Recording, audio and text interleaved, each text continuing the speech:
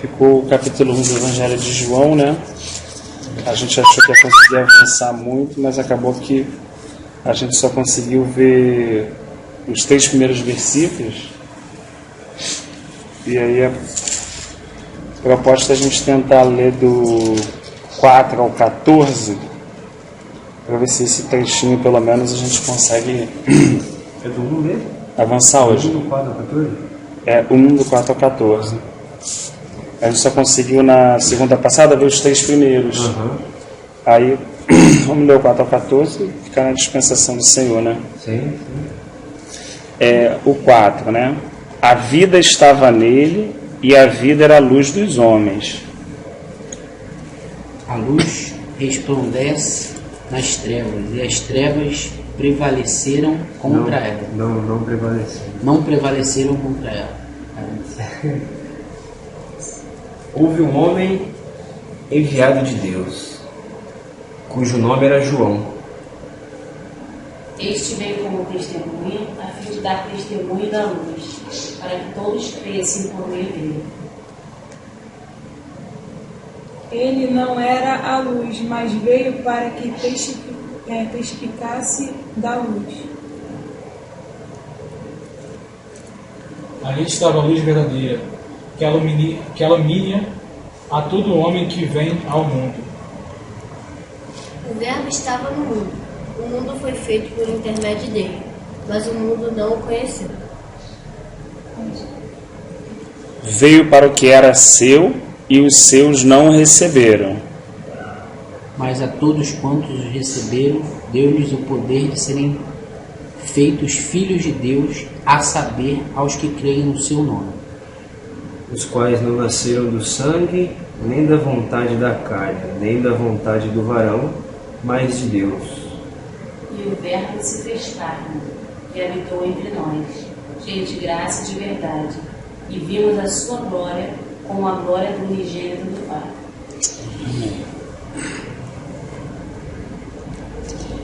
A gente,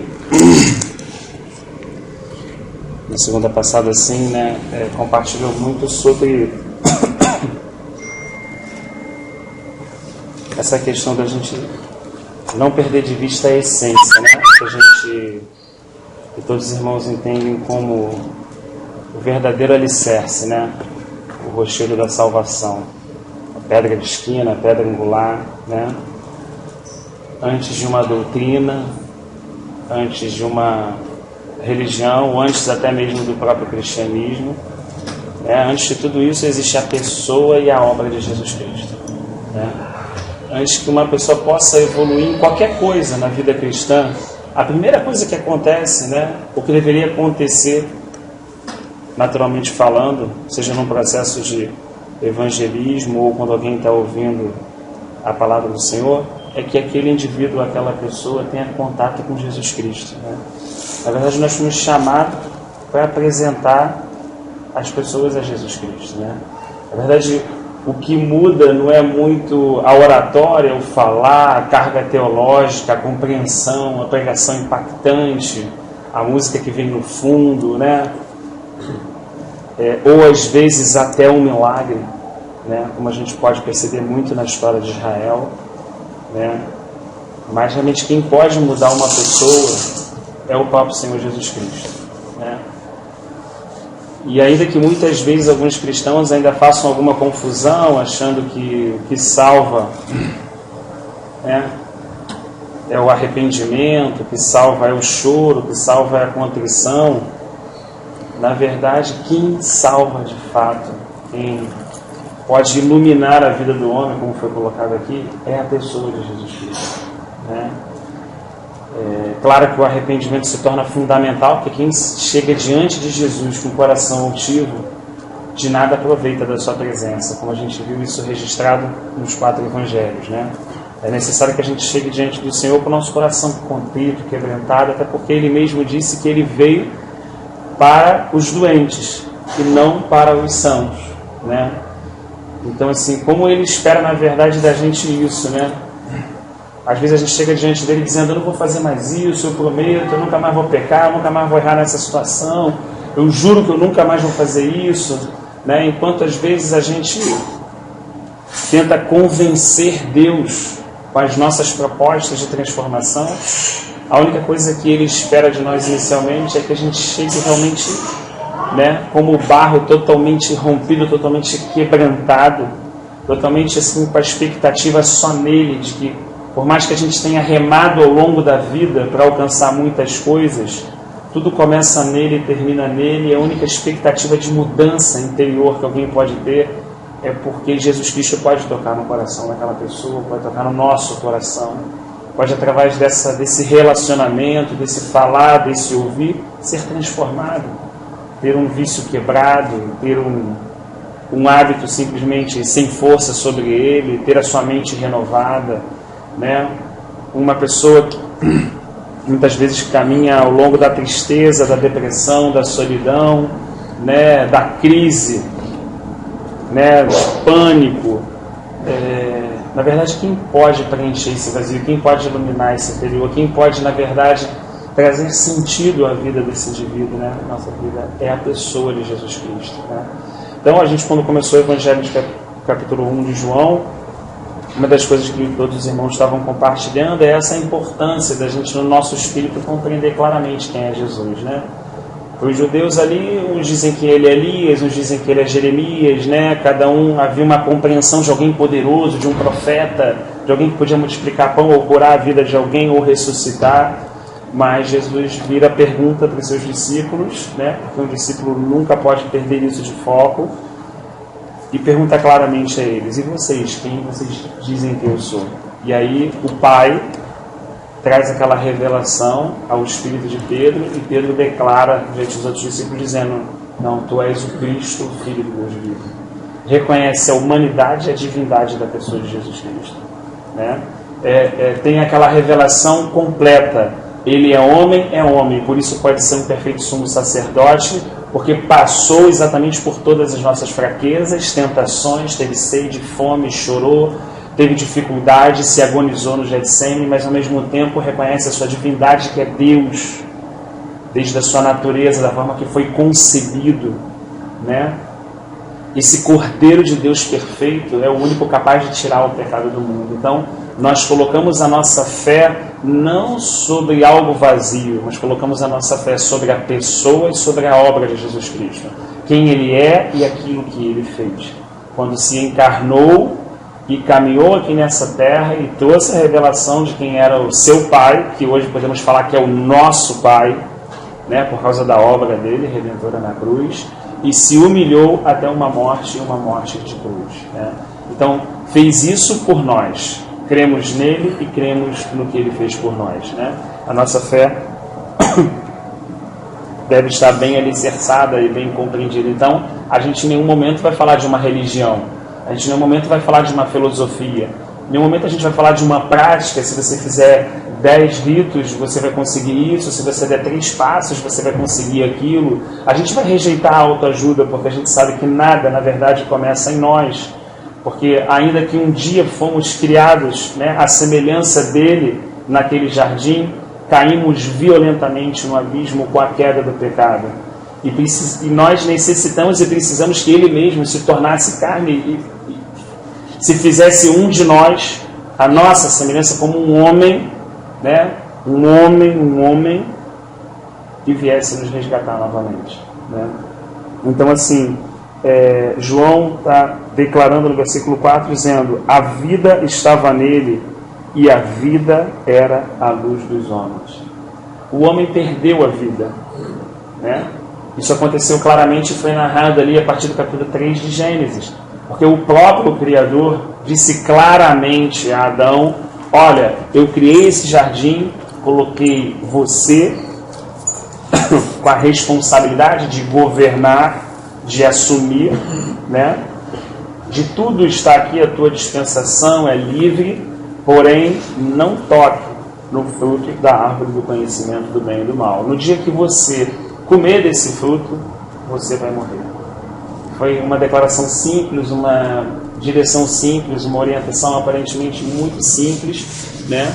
E mesmo aparentemente sendo algo simples, Satanás seduziu a Eva, seduziu a Adão, né?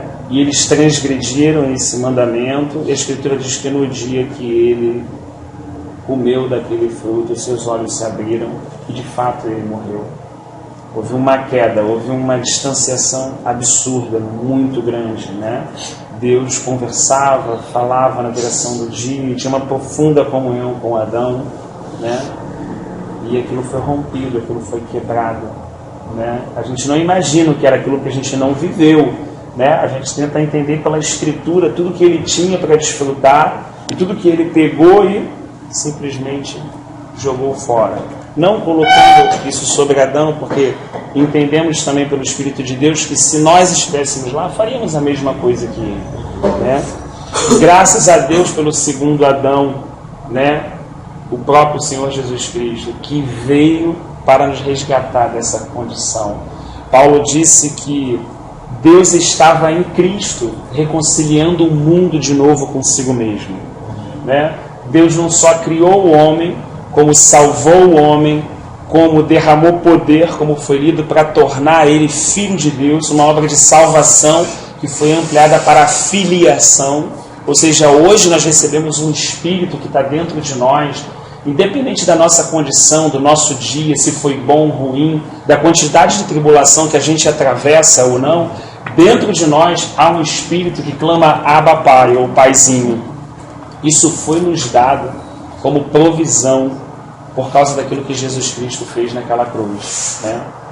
Então, enquanto o salário do pecado é a morte, o dom gratuito de Deus é a vida eterna.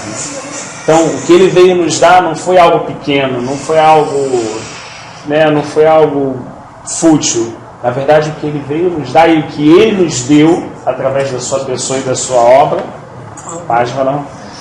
foi a vida eterna, né? Então, muitas vezes, o que um cristão espera ganhar quando ele chega a Cristo? Depende do que foi ensinado a ele, ou a maneira como ele foi discipulado. Uns esperam uma restauração familiar, uns esperam uma melhoria de vida, uns esperam uma provisão financeira, outros esperam uma cura. Cada um tem uma expectativa, né? Quando, na verdade, essa obra vai muito além disso, ainda que Jesus tenha dito. Como é que eles verão? Como é que eles crerão se não virem essa obra, os milagres, né? Então é muito importante para o discípulo entender que o milagre tem uma posição, sim, no reino de Deus. Ele é algo que chama a atenção, mas ele não deve chamar a atenção para quem está operando o milagre e ele não deve chamar a atenção para o milagre em si mesmo.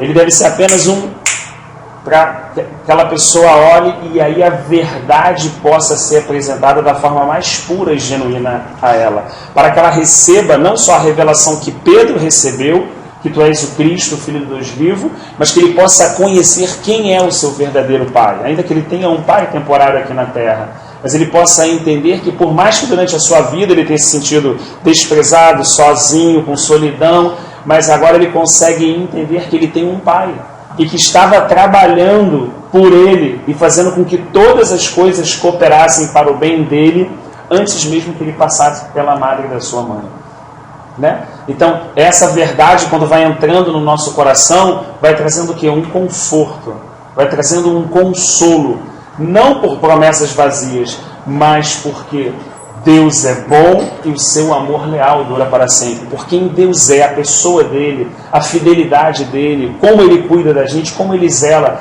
Paulo diz assim, se ele nos deu o seu filho, o seu único filho, também não nos dará todas as demais coisas. Ou seja, Deus deu tudo que ele tinha por nós. Deus amou o mundo de tal maneira que deu o seu único filho, para que todo mundo que cresce nele, né, e na obra que ele fez, não perecesse, mas tivesse vida eterna, né? Então, um questionamento atual que soa aqui está dizendo que a vida estava nele e a vida era a luz dos homens. O que os homens estão atrás? De vida ou de coisas? Porque cada coração vai encontrar aquilo que busca. Cada coração vai bater na porta que deseja que se abra, né? E quando nós conhecemos um pouco mais a pessoa de Jesus Cristo, sabemos que o que Ele é, na verdade, é muito mais importante do que aquilo que Ele pode fazer. Ainda que Ele o faça por misericórdia, por graça, como Ele atendeu aquela multidão durante todo o seu momento de ministério.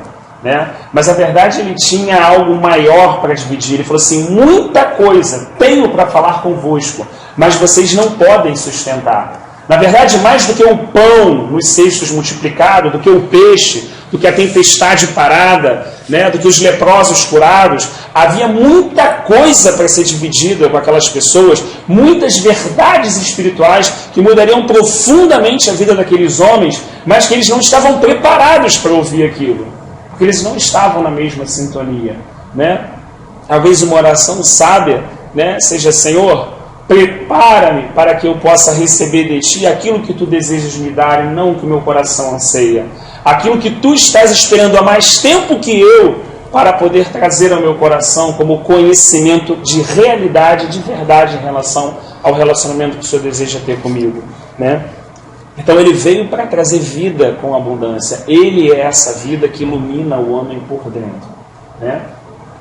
Então eu lembro que a gente fez uma reflexão, né, pensando um pouco nessa questão da luz, do haja luz, né? E a gente acho que até fez uma brincadeira assim, no bom sentido, né, de reflexão. Puxa, se o sol foi criado no quarto dia, né? E na verdade hoje, quando o sol está fora como agora, está tudo escuro aí, né? Então assim, se o sol foi criado só no quarto dia, então como é que houve o primeiro, o segundo, o terceiro? Que tipo de luz existia que hoje não existe mais, né? O que é esse haja luz? Diz que havia abismo, e só treva e Espírito de Deus pairava sobre esses abismos. Assim.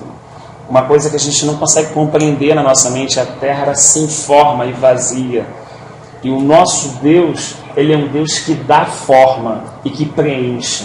Ele não só está interessado em dar forma na nossa vida, no sentido como Paulo entendeu que nós fomos predestinados à imagem do seu Filho. Existe uma forma, existe um molde, que não é o irmão que tem muito são, não é o ministério A, não é o B, não é o C, não é o irmão que se reúne ali com essa ou com a outra característica. A forma é Cristo, o modelo é Cristo. A voz do céu deixou isso claro para todos nós como testemunha: esse é o meu Filho amado, a Ele ouvi. Não a Moisés, não a Elias, nas questões, né? É claro que a gente está falando isso com equilíbrio, não que a gente vai entender isso radicalmente, não vai querer ouvir nenhum irmão e só querer receber direto. Não, a gente entende isso com equilíbrio, que o mesmo Senhor da igreja que determinou e falou essas coisas, também deu dons aos homens, para que esses homens, funcionando pelo próprio agir do Espírito de Deus, traga a edificação ao seu corpo, que é a igreja. Né? Não estamos querendo correr para nenhum extremo, não, né? Mas estamos querendo colocar importância onde tem importância. Né? A palavra do Senhor é importante, mas o Senhor da palavra vem primeiro. A igreja do Senhor é importante, a preocupação, mas a preocupação com o Senhor da igreja é mais importante. O ministério do Senhor é uma grande responsabilidade, mas o Senhor do ministério vem primeiro. Então assim, quando Ele vem antes de tudo, porque tudo vem dEle, é por Ele, volta para Ele, a gente entra com essa compreensão dentro do capítulo 1 que João tinha, e depois, lá na carta também é reforçada: nele estava a vida, nós tocamos, nós apalpamos Ele. Né? Então está falando de uma pessoa, de quem Ele é. Não está falando do que Ele pode fazer, ou vai tirar a gente, botar a gente plantar em rua de ouro e tal. Não, está dando exatamente, confirmando aqueles lampejos que os profetas e os salmistas tiveram, dizendo: Senhor, Tu és a minha herança, a quem tenho eu no céu além de Ti.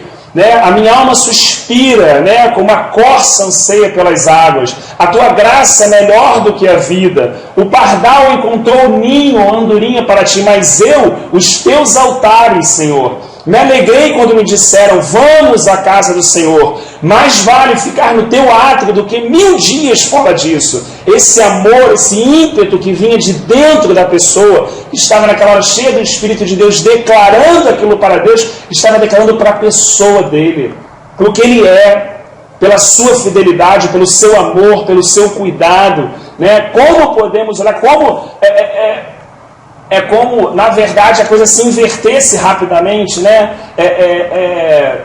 Eu até tenho essa imensa dificuldade por ter um perfil perfeccionista, né? Então a gente acaba, né, não que não seja bom, né, mas se acordar, fazer o devocional, a oração e tal, tudo isso é muito importante, mas quando a gente começa a carregar isso como né, algo que isso mostra o nosso compromisso e tudo e tal, e de repente vem uma rasteira nisso tudo, porque na verdade tudo isso tem que ser uma resposta de gratidão a Ele, né? Se lemos, se nos aproximamos em oração, se deixamos de nos alimentar para refletir aquele momento com Ele, estamos fazendo isso porque estamos transbordando por agradecer, por abrir os olhos e ver que eu acordei, que Ele cortou o laço, que Ele deu livramento, que Ele guardou da enfermidade, que Ele guardou a nossa esposa, os nossos filhos, por pura graça, porque nada merecemos e não podemos imputar nada nessa balança para que pudéssemos receber alguma coisa em troca. Na verdade, pela graça, entendemos que não tínhamos direito nem de existir. Ele decidiu essa existência unilateralmente no seu amor leal que dura para sempre.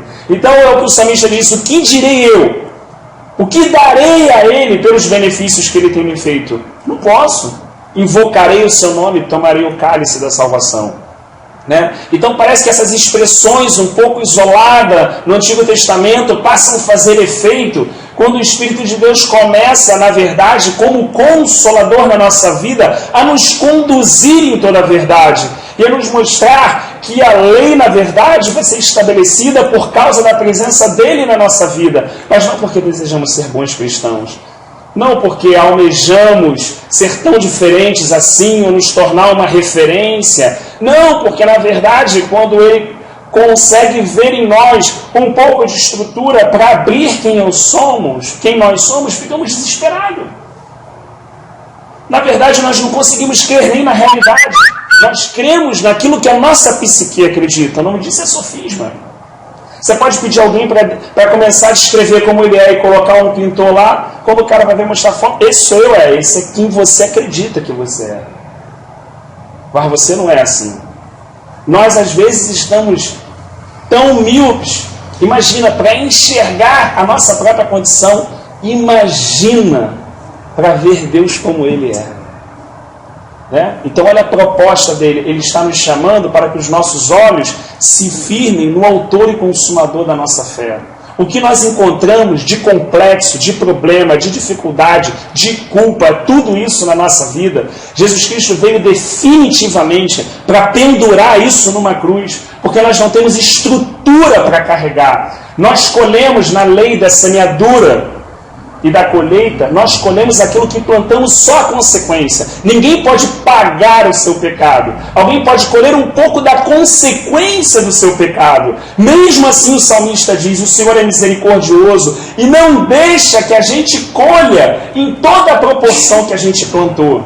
Porque a misericórdia triunfa sobre a justiça. Ao mesmo tempo que Ele é justo, Ele é misericordioso, Ele nos corrige, mas Ele é amoroso. Porque o propósito dele no final é quebrar essa carapaça que está ao redor de nós, é curar essa miopia dos nossos olhos, é nos transformar de dentro para fora e nos levar de fé em fé e de glória em glória a sermos transformados por Ele à própria semelhança dele. E Ele é o olheiro, Ele tem a capacidade de fazer isso. O que Ele busca é rendição. O que Ele busca é desistência. O que Ele busca é tentarmos definitivamente acreditar que em nós mesmos não há jeito. Essa vida não está em nós. Nós morremos naquele dia em que o nosso primeiro pai Adão tomou daquele fruto. Mas graças a Deus que o último Adão conseguiu numa obra perfeita costurar isso. E não só nos restaurar, mas nos colocar num patamar diferenciado. Como filhos de Deus, recebemos o Espírito do próprio Deus que clama dentro de nós, Abba Pai. Recebemos dentro de nós, sabe o que? A vida. A vida. Sabe o que Satanás busca alucinadamente? Fazer com que os nossos olhos se virem para os problemas, por complexos, para as dificuldades, para precisar resolver, sabe por quê? Para a gente poder ter uma vida medíocre. Para a gente ficar tentando resolver isso e não olhar para o que a gente criou. É como se você tivesse simplesmente uma estante cheia de todo o mantimento que você precisa e uma outra aqui do lado vazia. E todo dia você consulta vazia. Todo dia você fala: não tenho nada, mas eu não tenho nada, mas eu não tenho nada. E o Espírito de Deus falando lá com a voz suave no fundo do nosso coração: eu provi todas as coisas para você, na minha pessoa e na minha obra. Eu fui fiel, tudo o que você precisa foi dispensado até você.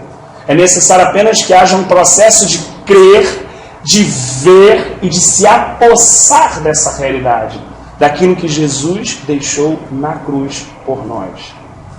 Precisamos estar realmente olhando para isso. A cruz de Cristo é o poder de Deus.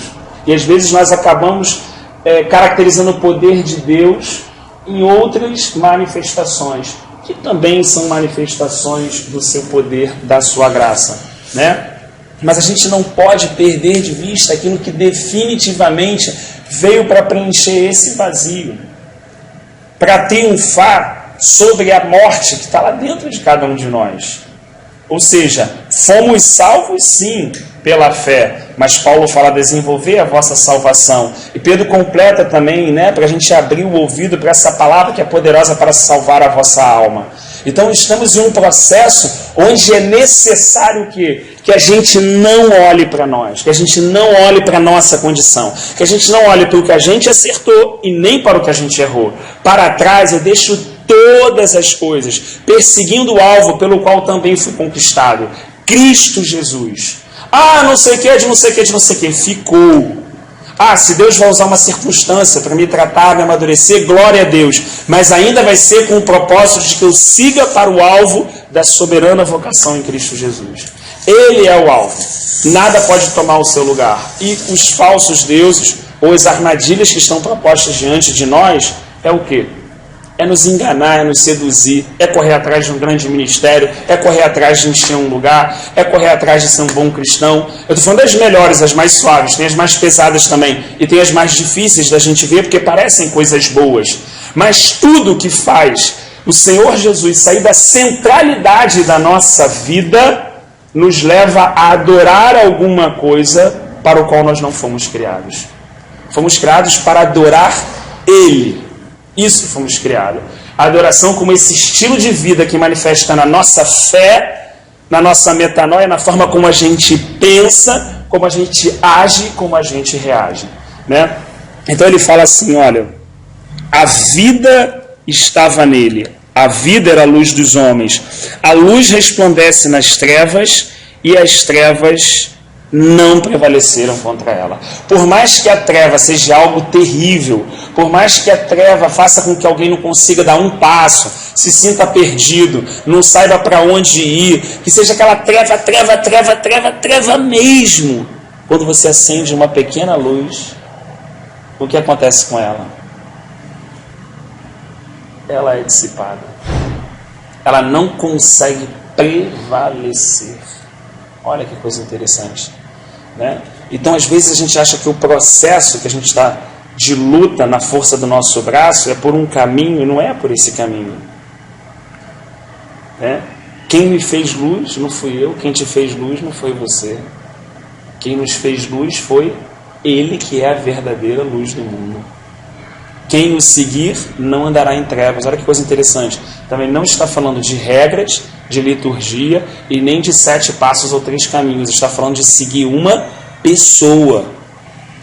Ainda que haja a escritura registrada, mas a escritura, Jesus falou assim, testifica de mim. Essa escritura deve, pelo Espírito de Deus, me impulsionar a compreender melhor como devo seguir Ele como pessoa. Esse deve ser o meu alvo. Eu estou seguindo alguém, eu estou seguindo uma pessoa. Eu não estou seguindo uma religião, eu não estou seguindo um pastor.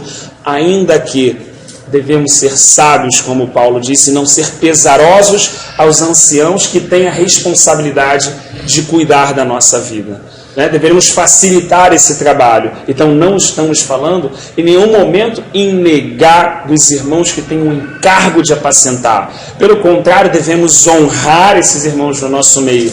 Mas devemos entender que o amor da vida desse irmão é a expressão do supremo pastor que atravessa pela vida dele e chega até a minha. Quando esse irmão se manifesta em cuidado com a minha vida, preciso entender que a graça está operando na vida dele, mas que esse amor não nasce nele, e nasce do verdadeiro pastor que ele mesmo disse, que dá a vida pelas ovelhas.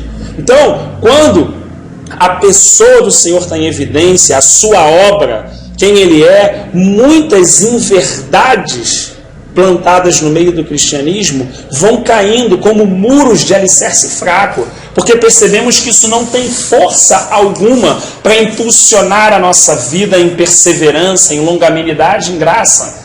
Essas coisas são como alguém que enche um balão e solta e daqui a pouco cai, que nos anima por um período de tempo, mas não nos sustenta na caminhada. Na verdade, o que muda, o que preenche, o que dá sentido e o que nos atrai é Ele mesmo. E é isso que João está falando nesse primeiro versículo, 4 e 5 que a gente está lendo, né? Este veio, houve um homem chamado João, olha que coisa interessante. João foi só um testemunho para apontar para essa luz, né? Ele não era a luz, né? Mas ele apontou para essa luz a fim de que todos pudessem crer por intermédio dele, a saber, a verdadeira luz que vindo ao mundo ilumina todo homem. Então todo homem está como aquele hino muito bonito, né? Que eu era cego, pobre, perdido, pecador. Ou seja, todo homem após Adão nasce na escuridão profunda no seu interior, nasce em trevas. E não há ninguém que possa iluminar o seu interior a não ser a pessoa de Jesus Cristo.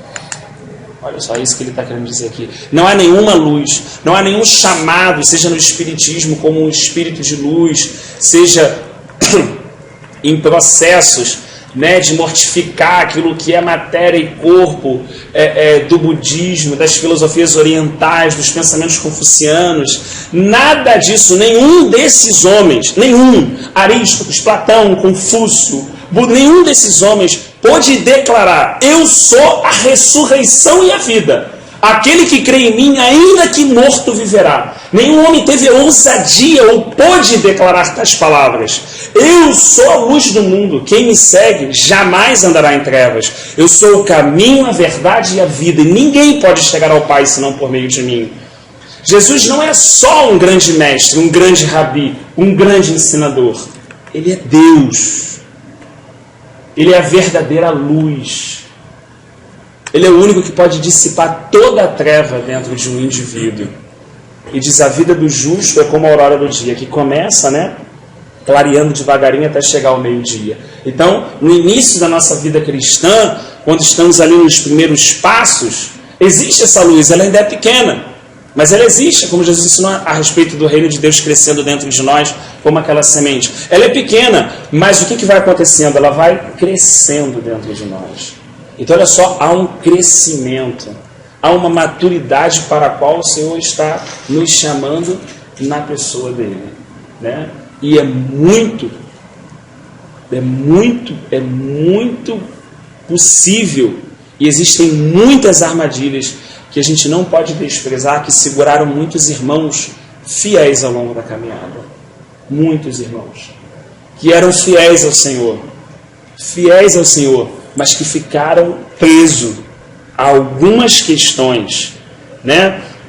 Em querer combater o errado em vez de declarar o que é certo, né? Em vez de querer estabelecer coisas que ele não foi chamado para estabelecer, né?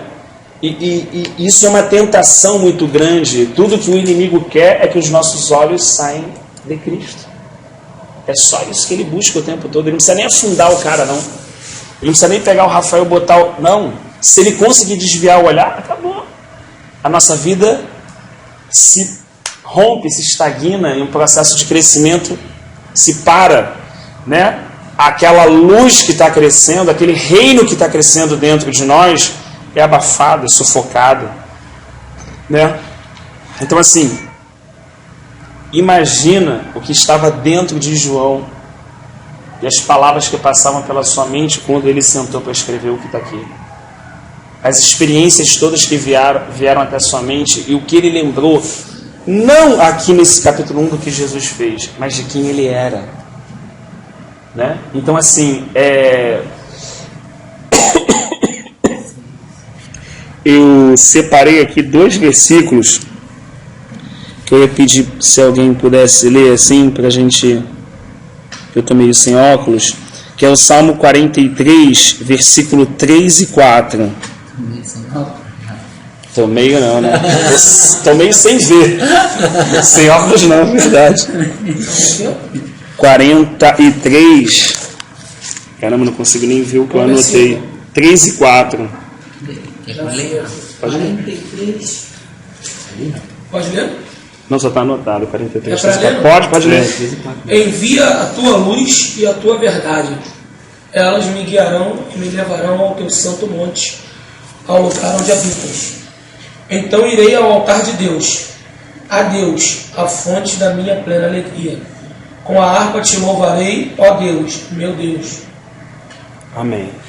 Então, para chegar diante desse altar, dessa fonte de plena alegria, o homem não consegue chegar com seus próprios passos. Ele clama assim: envia a tua luz, e sempre a luz está associada à verdade. Envia a tua luz e a tua verdade. Olha só, e me ensina, me dirige, para que eu possa chegar diante desse altar. Né? Então não há como o homem tentar estabelecer esse caminho, ele tentar encontrar esse caminho na sua própria força. Não, agora a gente acertou, agora a gente descobriu, agora é assim, esse era o pulo do gato, né? Deus quer isso aqui da gente, tal. Toda vez que o homem ele entende que ele sabe, acabou, né? E quantas vezes a gente, na boa intenção também, nesse sentido, acaba prejudicando o irmão, né? A luz que Deus está botando na vida dele. Ofuscando a luz, não é assim? O irmão está num processo de dependência, né? Aí eu chego para ele: irmão, fica tranquilo aí que a gente vai resolver isso tudo aí. Pô, Deus trabalhando para o irmão ficar dependente dele e eu trabalhando para o irmão ficar dependente de mim. Coisas que a gente não percebe na nossa caminhada cristã. É claro que há momentos que o Espírito toca e aquela maturidade da dependência, Deus entendeu que o que ele precisava entender, ensinar para o Rafael, para o Marcelo, para o Pablo, para o irmão, para cada um de nós, aconteceu. Então a gente é movido em generosidade e graça para poder realmente suprir aquilo, mas olha como é que a gente precisa discernir, porque tudo que a gente busca também é cortar a nossa dependência. Tudo que a gente busca é o quê? Ah, Senhor, não precisa ser minha luz não, me dá aqui um lampiãozinho, alguma coisinha que eu já me resolvo sozinho. Conhecimento do bem e do mal, eu já resolvo sozinho. E essa luz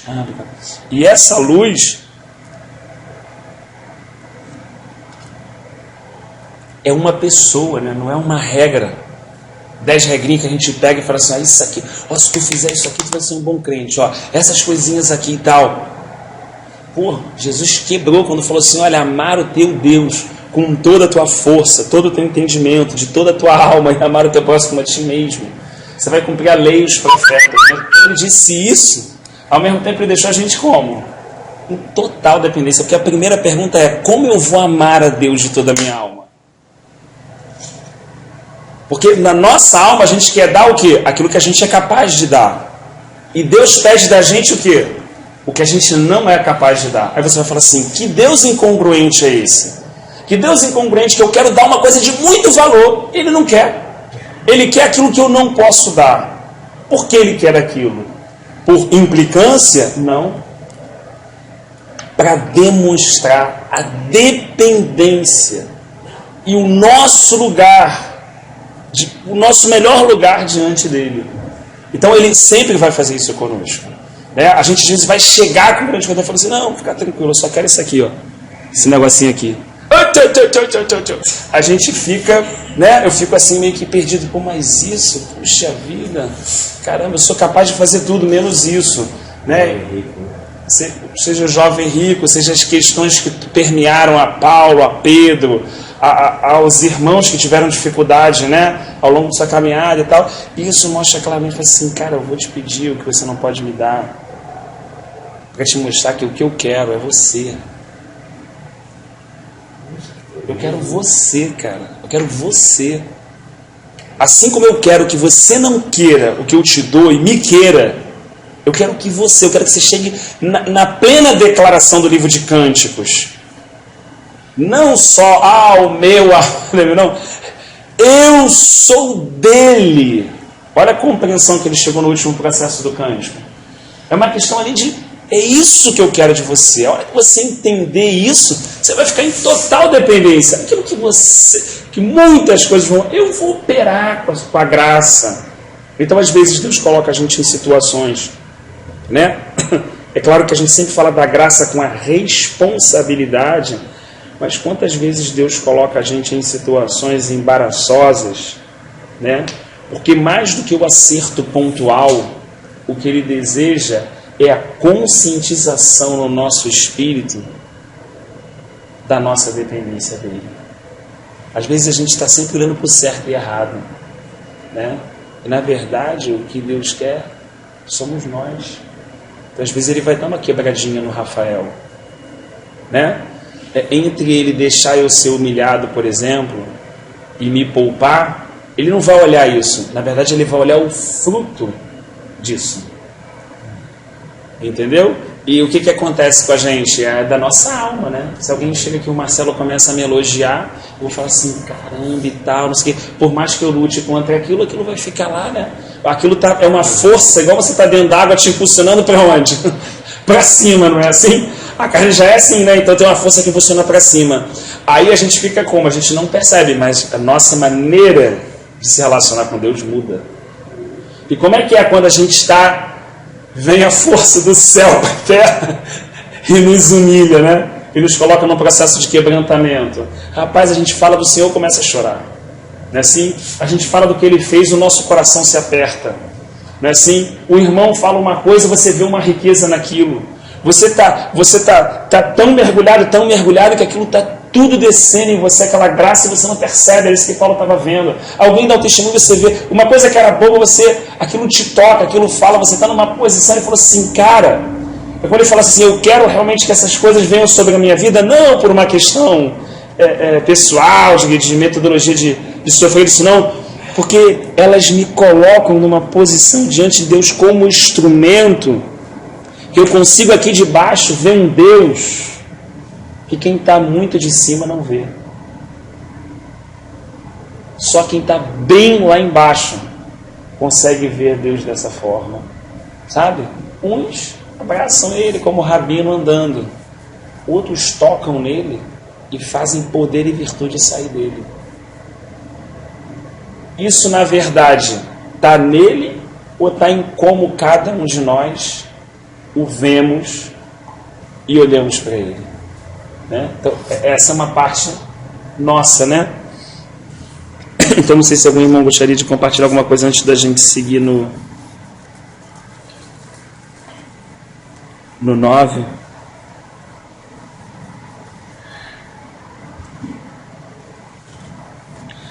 Caramba, eu tinha separado mais 2 versículos aqui, ó, o Salmo 27, 1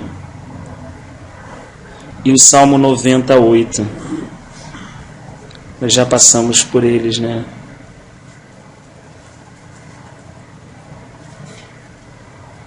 Salmo 27, 1 e Salmo 98. Quem poderia? Salmo 27, 1. O Senhor é a minha luz e a minha salvação. De quem terei temor? O Senhor é o meu forte refúgio. De quem terei medo? O Senhor é a minha luz, né? Ou seja, a luz, né? Olha como é que é interessante. Quando você tem a luz, quando você está tudo no escuro, você não consegue tomar decisão nenhuma, né? Você acende a luz para poder saber onde as coisas estão e aí poder traçar o seu trajeto, né? Para não tropeçar em nada e tudo. No mundo natural é assim, né? Se eu dormir aqui, acordei tudo escuro, eu vim até aqui tentar acender a luz aqui para eu poder saber onde as coisas estão, né? E é engraçado como a gente não sabe onde as coisas estão no mundo espiritual. A gente não vê. Né? O salmista está falando ali, o Senhor é a minha luz. Quando o Senhor, né? Quando o Senhor vem até mim, quando ele chegava até Adão, ele era a própria luz da viração do dia. Não diz lá no final também, fechando o mesmo ciclo, que não haverá sol na Nova Jerusalém, porque o Senhor será o nosso sol. Então, quando o Senhor vem, diz assim, ó, as nações andarão na sua luz. Não está falando de uma luz física, está falando de uma luz que ilumina coisas que sem ela não podem ser vistas. Quando a luz de Deus brilha, você olha e fala assim, mas não vê que, como ele tivesse assim uma brincadeira, mas não vê aquele celular, mas ele estava ali. Quando Paulo ficou cego, porque a luz do Evangelho refletiu sobre ele, e ele falou assim, quem és tu? E Jesus falou assim, sou eu, Jesus, a quem tu persegues? Quando a luz do Evangelho cegou ele, mas ao mesmo tempo entrou nele, ele falou, onde é que estava tudo isso que eu não estava vendo? Onde é que está tudo isso? Eu não estava vendo isso. Está tudo aqui agora. Consigo ver isso com clareza, né? Então, olha o que João está colocando. O que um cristão precisa realmente, né? Ainda que a gente saiba que todas essas coisas são lícitas e nós não estamos querendo desequilibrar em nenhuma colocação, né? Mas a nossa necessidade, olhando o nosso prisma, muitas vezes são necessidades mais imediatas, mais momentâneas, que é de nós mesmo. O Senhor não espera algo diferente, é nossa, né? Mas o que nos ajuda a compreender um pouco o tratado de Deus é que o Senhor vê a real necessidade nossa. E Ele supre essa real necessidade nossa. Então, entre fazer uma coisa que o Rafael está pedindo de iluminar mais o interior dele, Deus vai trabalhar para iluminar mais o nosso interior. Como é que Ele vai trabalhar para iluminar mais o interior? Criando situações para essa luz penetrar, entrar. E muitas vezes é nos quebrando, né? O Salmo 98. Diante de ti puseste as nossas iniquidades, e sobre a luz do teu rosto os nossos pecados ocultos. Olha que coisa interessante que Moisés consegue enxergar, porque Moisés, apesar de alguns irmãos entenderem que ele não viu, digamos, o rosto de Deus, né, viu as costas de Deus, mas ele via a glória de Deus no tabernáculo, né, ou na arca do concerto. Olha como é que ele consegue ver uma luz que está no rosto de Deus. Ele fala assim, o homem que é iluminado por essa luz, que é a forma depois como Deus ordenou que abençoasse os filhos de Israel, né? Resplandeça o teu rosto sobre ti, tenha misericórdia de ti e te dê a paz. Assim serão abençoados os filhos de Israel de geração em geração. Né? Ele consegue entender que a luz que sai, que emana, ainda que o Pai habite em luzes inacessíveis, como disse Paulo a Timóteo, mas a luz que emana de Deus é algo que quando entra na vida do homem, ilumina a nossa vida, o nosso entendimento e a nossa compreensão, e o que nós achamos que estava num lugar está no outro, e o que estava bagunçado está arrumado, e o que está arrumado está bagunçado, e as coisas passam a ter um prisma completamente diferente daquele que a gente tinha até aquele momento, né? Então assim, os discípulos acabam ao longo do processo de maturidade, né, como está lá no Salmo, né, aos filhos de Israel, né, o Senhor revelou a sua mão, a sua ação, né, mas a Moisés ele mostrou os seus caminhos, em algumas versões mostrou o seu rosto, a sua face, né. Assim, eu não imagino que seja ver o rosto de Deus, acho que os irmãos também não imaginam, mas o que vocês acham que a gente poderia sentir se a gente visse o rosto de Deus? E aí, João? O que você acha que você sentiria? Quando você vê o rosto de alguém que você ama, você gosta, pai, mãe que está muito longe, sei lá, tua mãe está 10 anos sem ver, de repente vê tua mãe, a gente vê aí que nego até chora, não é assim? A alegria não é assim, o cara chora, né? Fica ali, ele vê um filho que está sumido há 3 anos e é resgatado. Jacó, quando viu José, depois de pelo menos 30 mais 36, vamos botar aí pelo menos uns 20 anos, quando ele viu o rosto de José, o que foi aquilo para Jacó? Ele chorava igual uma criança. Ele chorava igual uma criança, que Paulo fala. Imagina quando eu chegar e ver o rosto daquele que me salvou pendurado numa cruz, daquele que gemeu de dor por causa do meu pecado e da minha transgressão, daquele que todos os dias, sem eu perceber, cuidou da minha vida, daquele que preparou tudo para mim. Imagina quando eu olhar e saber e poder ver com clareza o rosto do meu Salvador e do meu Senhor. A invasão de explosão, de alegria plena dessa fonte que jorra e que todo discípulo ama, né? E que busca estar onde o seu Senhor está, independente de céu, de como as coisas são pintadas ou configuradas, né? Aí eu separei aqui, ó. Quer falar, não? Fala aí. O Rafa está tocando nesse ponto aí acerca de João, da luz. esse texto 6 e 7, acho que tu leu, né, Rafa? 6 e 7. Ah, pode ler de novo. Não, então, aí diz assim, ó, houve um homem enviado por Deus, cujo nome era João. E este veio como testemunha para que testificasse a respeito da luz, a fim de todos verem a crer por intermédio dele. Eu acho que aqui está o ponto que também, assim, dentro dessa expectativa que o Rafa está trazendo da luz, que é essa luz que veio habitar entre nós, né? Esse verbo que se fez carne. João Batista, ele viu esse verbo que fez carne, ele viu essa luz que iluminava. Interessante como ele não só viu isso, mas como ele viu, e agora por ele ver, agora ele começa a contribuir para que as pessoas possam também ver essa luz. Sabe? Está aí uma chave importante para nós como servos de Deus, como nação santa, como Pedro fala. Porque, irmãos, o presente século que nós vivemos é o século... essa presente geração, ela já está se completando muitas das profecias do Senhor. E isso precisa ser bem sério no nosso coração, porque nos tornamos responsáveis por aquilo que o Senhor tem revelado para nós. Então nós não podemos ser como aquelas virgens inércias, aquelas que não eram prudentes. Precisamos ser prudentes, meus irmãos.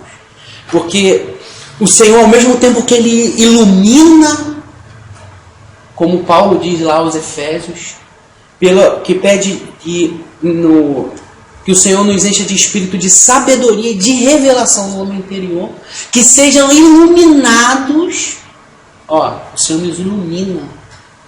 Agora, o mais importante dessa luz que veio ao mundo e foi manifestada a nós como o verbo de Deus, irmãos, agora a gente poder desfrutar dessa luz com todo o nosso seio, todo o gozo de Deus, para que através de nós, olha só, que diz aqui, a fim de todos virem e a crer por intermédio dele.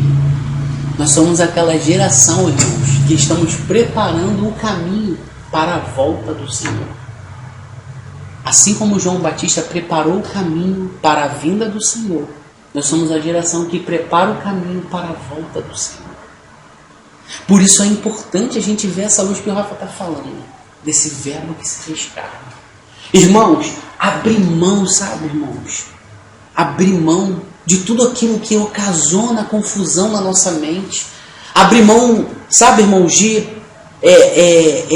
situações que vai fazer, como o Rafa falou, vai fazer com que a gente se torne um crente de viver de coisas pequenas e não desfrutar da realidade celestial em Cristo Jesus. O Senhor nos deu algo muito rico e muito maravilhoso, irmãos, para que a gente pudesse trocar essa dispensa que o Rafa falou, vazia, e temos do lado uma dispensa rica, cheia, sabe? Precisamos, à medida que o nosso coração arde pelo mesmo sentimento que houve também em Cristo Jesus, não é o que está dizendo lá em Filipenses? O que é de Filipenses capítulo 2? Diz que haja em vós o mesmo sentimento que também houve em Cristo Jesus. Precisamos ter esse sentimento, meus irmãos. Precisamos ter o sentimento e o gemido do Espírito que clama nesses últimos dias. Sabe? Precisamos abrir mão, irmãos. Olha, irmãos, se nós não abrirmos mão do nosso viver, da nossa vida, para vivermos uma vida em Cristo Jesus, irmãos, pelo presente século que se apresenta muitas das profecias, vai ser muito triste para nós. E hoje estamos aqui, podemos comer e beber desse Cristo. E estamos, talvez, às vezes, ignorando o melhor do alimento. Sabe? Talvez podemos ser como aquela multidão, quando o Senhor falou para eles. E vocês, quando o Senhor falou, acabou a comida, acabou a bebida. E vocês, para onde vocês vão? Que sejamos como aqueles discípulos, para onde nós iremos, se só tu tens as palavras de vida eterna.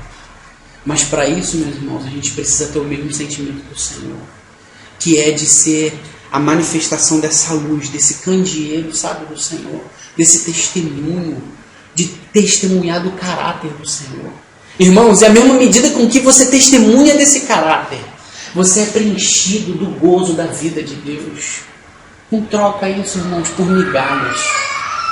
Não troca esse desfrute dessa vida espiritual que Cristo conquistou para nós.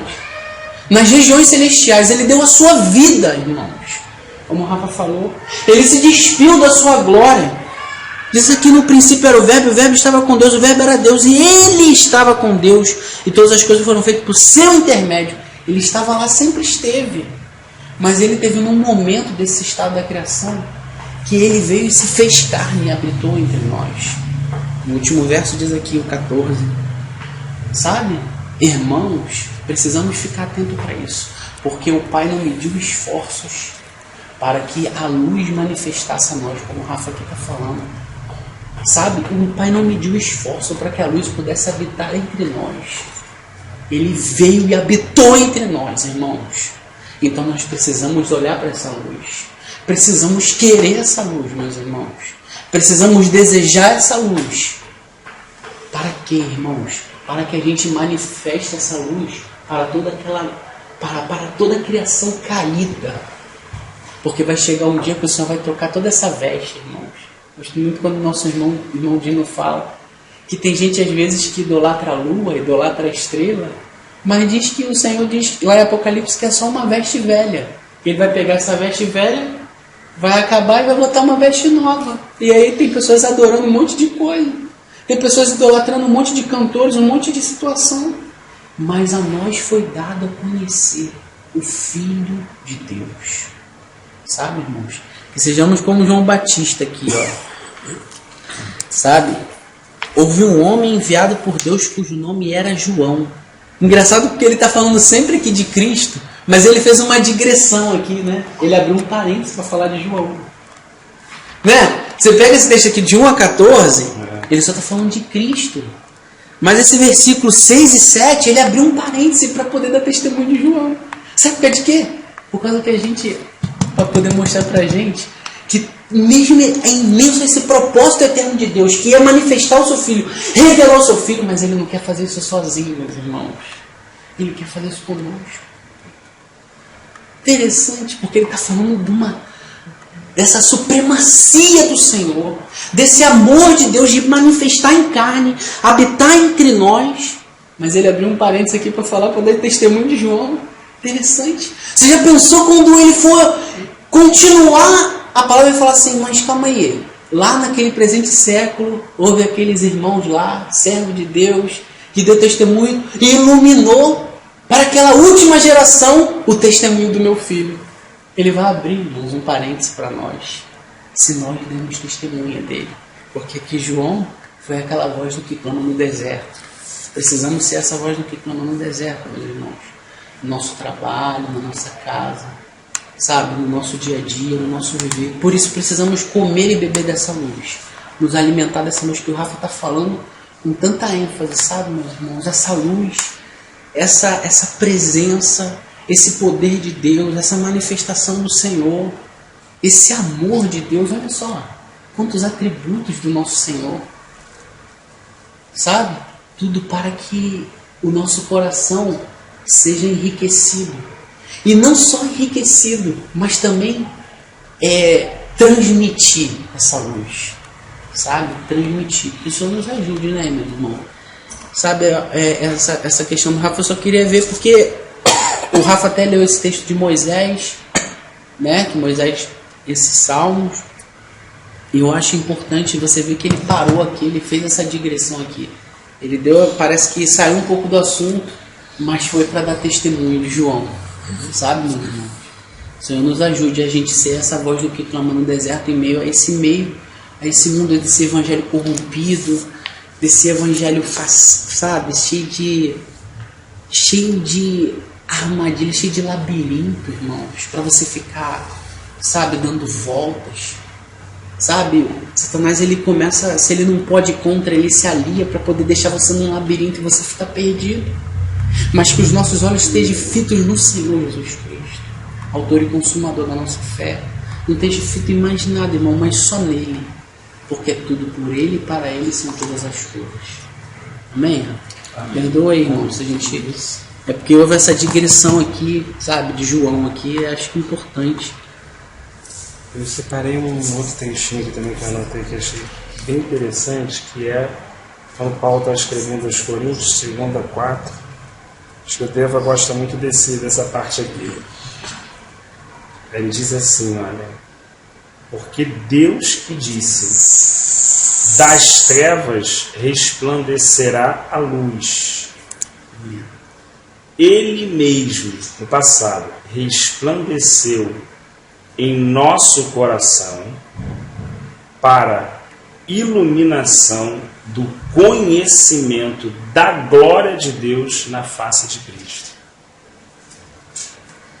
Vamos parar para a gente ler devagar de novo, para a gente tentar pensar junto no que é 2 Coríntios 4, 6. Olha o que ele fez. É que muitas vezes os relatos bíblicos vão mostrando coisas tão grandes que o Senhor fez, a gente passa rápido e não rumina aquilo que o Senhor fez, que está disponível, que está como processo na nossa vida. Porque Deus que disse, das trevas resplandecerá a luz, ele está falando algo que ocorreu como sombra, né? Ele mesmo resplandeceu em nosso coração. Então o próprio Deus resplandeceu no nosso coração. A luz que veio ao mundo iluminou o nosso coração. Aqueles que creram receberam o poder de serem feitos filhos de Deus. Para a iluminação do conhecimento da glória de Deus. Vocês lembram que Isaías falou? Né? Da declaração daqueles que estavam entrando no Senhor, santo, santo, santo é o Senhor dos exércitos, e o que? Toda a terra está cheia da sua glória. A gente fala assim, não está nada, está numa confusão, não está. E eu aqui não vejo. Sim. A cegueira está em mim. É que eu cobro, externalizando a minha mazela e o meu defeito. Mas na verdade, a terra está cheia da sua glória.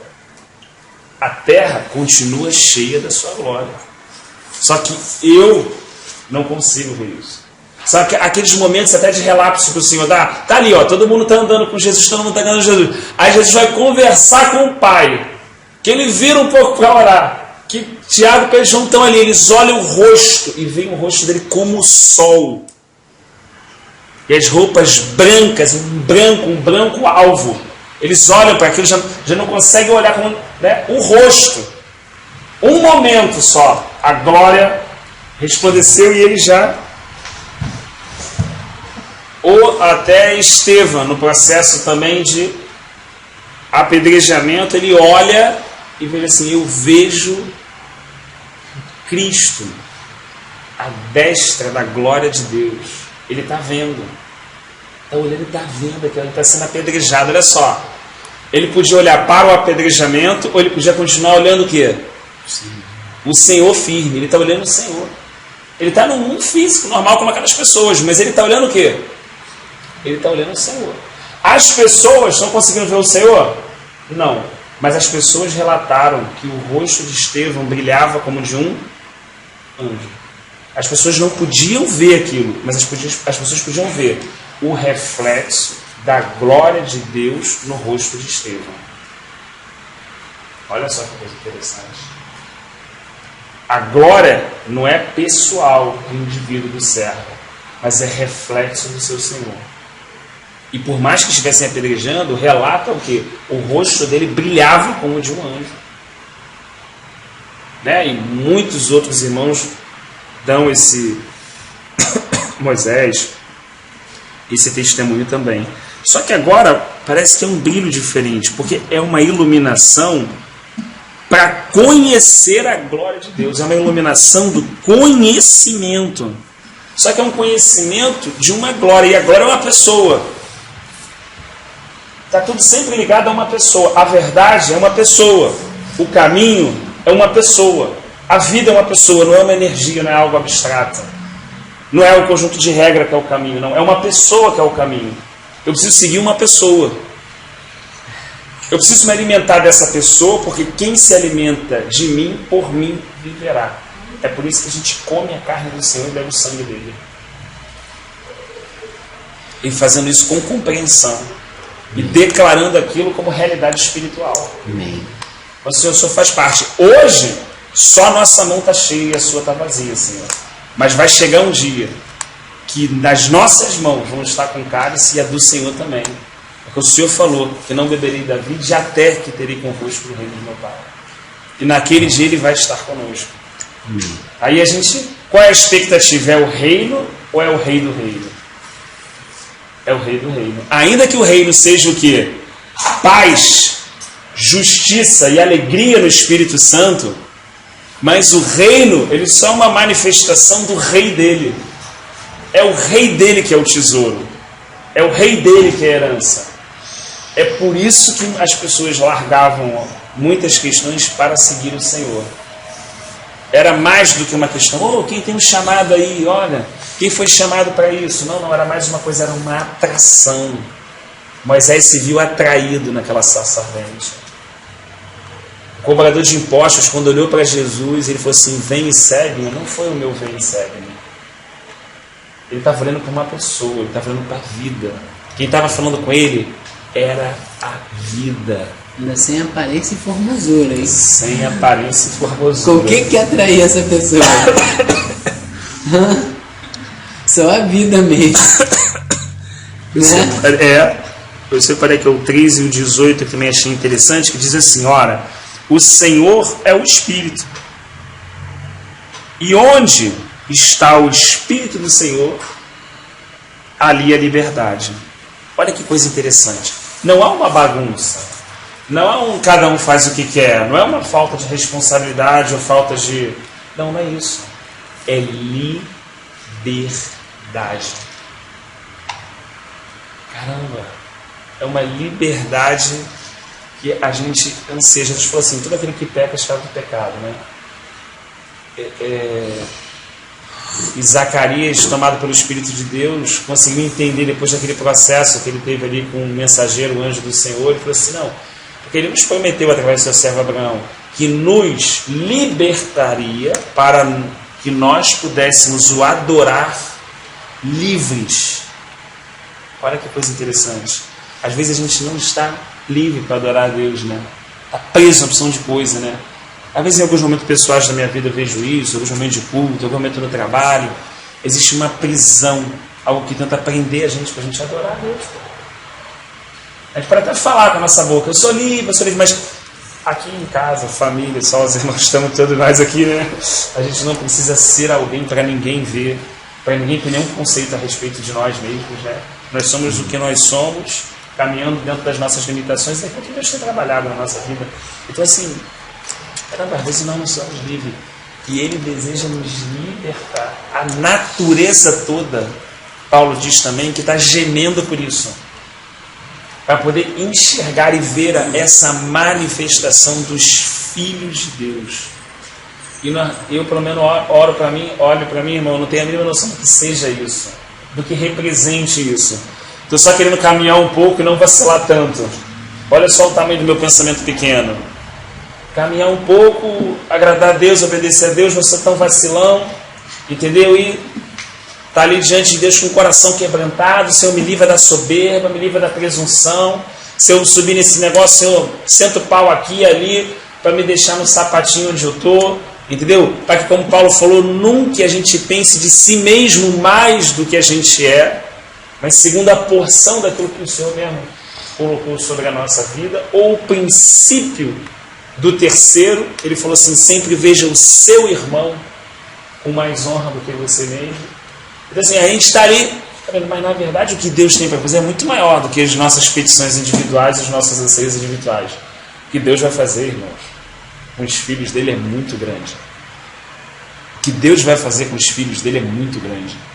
Ele não veio do céu, ele não se esvaziou da sua glória, ele não carregou um peso de agonia, de pecado, assolado por todos os espíritos malignos do inferno, para me botar sentado em algum lugar, não fazer o que ele pretende fazer, o que ele pretende manifestar, é algo que a gente não consegue perceber, que muitas vezes ele não revela nesse momento porque não há em nós condição de receber isso, mas a gente está caminhando, né? Então ele diz assim, ó: e todos nós, com o rosto desvendado, contemplamos como por espelho a glória do Senhor. Somos transformados de glória em glória, na sua própria imagem, como pelo Senhor o Espírito. Então existe uma transformação, mais do que a gente luta com as nossas causas pessoais. Cada um de nós tem as suas dificuldades, os seus pecados, as suas limitações. Todos nós temos. Todos nós temos coisas para botar diante do altar de Deus, para render diante do Senhor. Todos nós temos. Só que na verdade essa obra é em conjunto, né? Mas assim, onde ele é o construtor. A gente se rende e permita que ele vasculhe o nosso interior e vá trabalhando. Era que mesmo se a gente permitir, a gente pula pra caramba, né? Então acho que deu o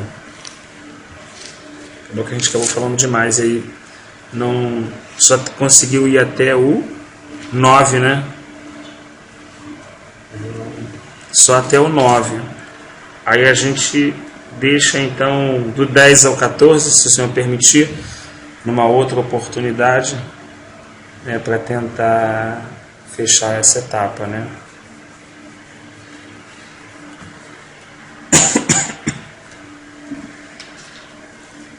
Que o Senhor nos ajude, né, a não esquecer das coisas que o Senhor está falando conosco na nossa individualidade, na nossa vida, dentro da onde cada um tem congregado, né, na nossa vida diária, que o Senhor possa como que pôr uma estaca, né, na nossa mente, assim, dessas coisas que Ele tem falado, né. Que isso fique bastante incrustado lá dentro da gente mesmo, né, mas isso dele mesmo, não que a gente peça, mas consciente que Ele é que pode fazer essas coisas. De outra forma, por que nós estaríamos, de repente, uma segunda-feira depois do trabalho, correndo para lá e para cá para encontrar um local para a gente poder orar junto e ler a Escritura junto? Talvez hoje a gente tenha uma casa, daqui a alguns anos a gente não sabe nem o que vai ter, né? Mas a única coisa que não pode faltar é o desejo no nosso coração, né, por Ele e de estar junto também por causa dele. Esse sendo o motivo mesmo da nossa reunião, né?